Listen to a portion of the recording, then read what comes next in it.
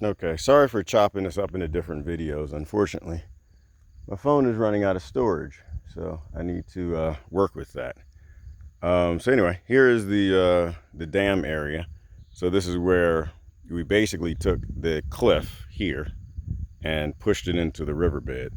So version 1, if it wasn't clear, is we just took the sand and the soil, just an immense amount of it, and pushed it into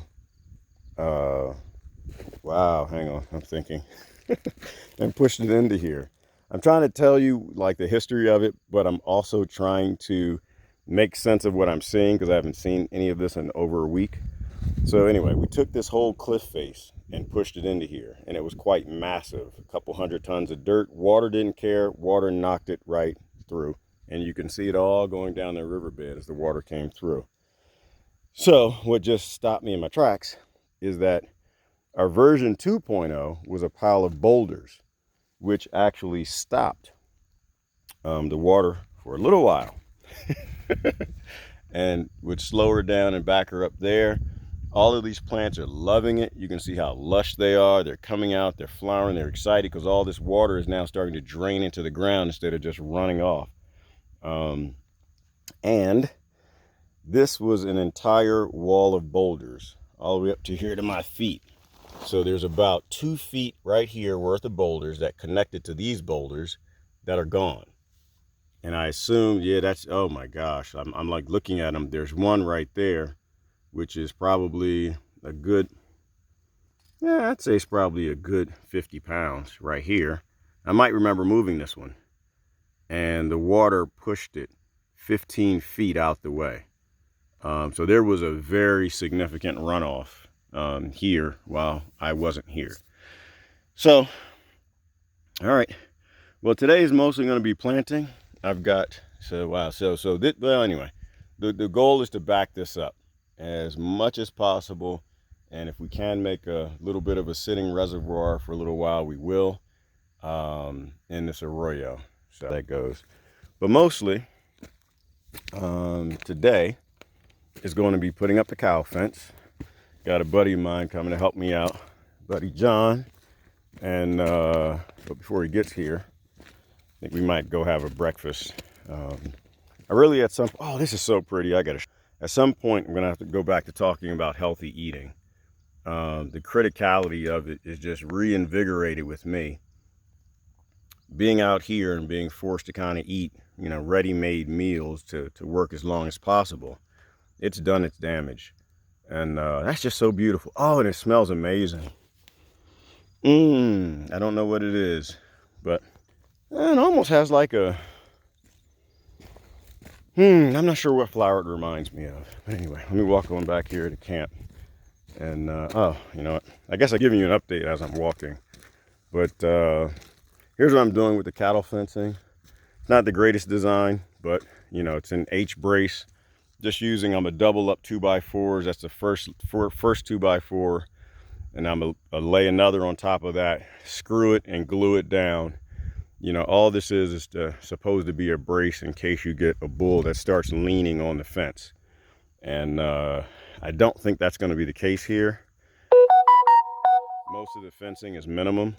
So it doesn't seem like the bulls here or the cows here are starving for anything. So they're not really as anxious to get anywhere. The ranchers around here seem to be good ranchers in terms of raising cattle, to the best of my knowledge, because they practice that land management. You've got the Bureau of Land Management that helps them do that, but farmers have been doing that for the longest time. It's not something they invented. It's something that wise farmers did. They wouldn't overgraze.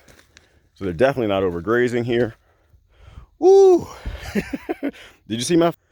Did y'all see that? I'm not even sure. Oh, okay, I know what that's from. That's the packing, which I'm gonna get that in a second. It's like, snake! Yeah, that was gonna be interesting. Anyway, and then the runoff. This is just a quick little pool we threw together to catch runoff from the little kit greenhouse. It's not even a kit, it's like a mini greenhouse.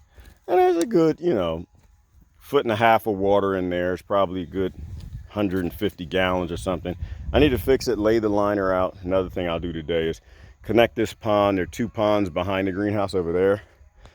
I don't want to call them ponds, I call them pools, just for capturing water while I'm working on other things that I think are a little more important. I don't want all this water to just be wasted. So, and it worked out for me, right? Because we did that. When I got back, y'all know I'm dealing with car issues and I got to pick up a truck. I pushed mine a little too hard finally, but it performed beyond what it should. You know, a car I paid $1,500 for performed, I don't know how many thousands of dollars worth of work. But yeah, so yesterday, oh, dragonfly in the pool. You see that? That's where they are. There are dragonflies all around here. So I know they found water. Anyway, all right, he's going. No, he's just flying around. See, there you go. And you start using nature to solve natural problems. Then we get rid of the flies and the moths. What was I saying? Right, rainwater recovery. Yeah, so it helped me because when I got back, I was worried I was going to be out of water. That wasn't true because the auto irrigation totally failed. The plants didn't care, which means they got enough deep roots down, and it rained a bunch. So I didn't have to go haul water, you know, and I haul water in a tote that's over there, that IBC tote, and my car doesn't like to do that. Pushed it too hard. So, and because I captured all that water, I have more than enough water. So 2 more things and I'm out of here. Okay, tarantula hole, yay! All around. I sleep with tarantulas and wolf spiders.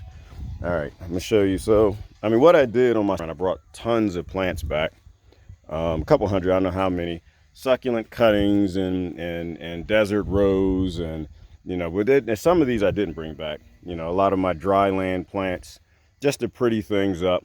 I'm tired of living so rough. My son did these. These are sunflowers and mesquite and Tipuana tipu and a bunch of other planters, and it's pretty neat because he used the bottles we drink water from and recycled them. Rest of plants are down in here, and so this was the method I was talking about in terms of carrying trees a distance, you know, short of you being someone who does it for a living. An easy way to do it without carrying all the soil is you take the tree out and you get rid of the roots. I mean, you get rid of the soil so you can pack it in. I pack all these guys in totes that I can stack on top of each other. A lot of different varieties of a lot of things. There's music playing, so I can't stay in there. They'll hit me on a strike. So I'll be planting those guys today. The most important will be the bigger trees. The Haas avocado, which I've been babying for like 8 years now, and you've got to graft them, so I don't want to lose that.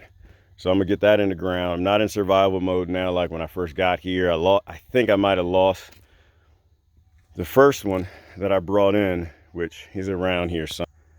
I think I lost this guy. This is a one-way check if a plant's still alive. You just scratch. No, she's still alive. If you can see the green right there from the cambium layer, that means the plant's still alive. This is a big jaboticaba. I still don't see any leaves from it. She's still pissed at me for bringing her out here, but we'll get her straight. There's a bunch of lavender and sage and thyme that I brought. Looking for the avocado. And okay, see there, here she is right here. And so as an example, and she's down in there with a banana. This was the first Haas avocado that I brought in, but I had to build a place to live before I got started. And you know, you can barely even get through the bark, but you know, you can feel how brittle it is. It doesn't mean that it's dead, but in all likelihood it's dead. You can hear it snapping when I break it, but there's absolutely no green, nothing inside there. I don't really give up on plants, so there's a chance it's still alive, but odds are she didn't make it. So I brought in the other, and I'm not trying to survive, so the highest priority is to get that planted. It actually is going to go inside the Wallapini in the distance. I don't know if I've shown you guys yet where the cob house is going to go. But for right now, I'm going to put it in one of these Tupperware.